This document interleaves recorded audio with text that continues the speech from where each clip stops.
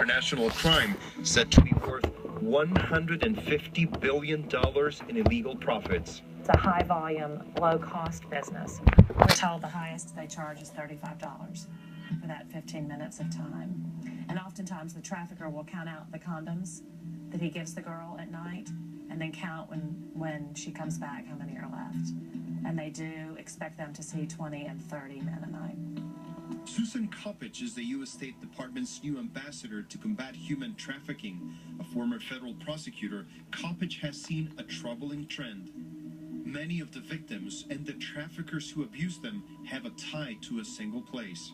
A small village in central Mexico that has become known as the sex trafficking capital of the world. Well, we've been told by the traffickers themselves and by the young girls that this town raises pimps, that that's what they've done for generations. But who are these cold-hearted criminals? In 2011, Kopich helped convict Amador Cortez Mesa. 4 of his victims were juveniles. The youngest was 14. And he took a broomstick and he beat her. And he beat her so much that the broomstick broke. And then after that, when the broomstick broke, he went and got one of those thicker rods out of a closet and started beating her with that.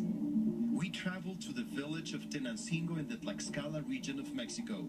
Locals tell us many organized crime families call Tenancingo and several other towns around it home. Their main business widely known to be the selling of girls and young women in the sex market.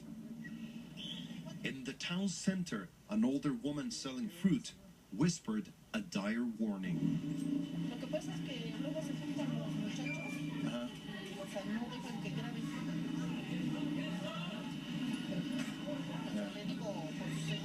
¿Qué nos harían? ¿Qué le puedo decir mejor? Ahí usted sabe. No. Pero sí cree que estamos en peligro. Pues sí. Ella es la central. Tenancingo, Tlaxcala, is the hub. This is where everything happens. Mario Hidalgo Garfias was once a human trafficker. I got to the point of raping some of the girls that used to work for me. I used to beat them up, and not just with my fists. I used baseball bats to beat them up so they would work for me. He spent more than a decade in a Mexican prison for his crimes. I took their children away, so they were forced to work. I could tell you 10,000 more things like that. Mario says he would pimp several girls at the same time. Rehabbed, he says he agreed to talk to CNN despite the danger because he wants to see an end to the practice of exploiting women and children by kidnapping, drugging, and forcing them to have sex with dozens of men each day. There's been reports over the last few years that there are girls as young as 9 years old that are trafficked in and around Tenancingo.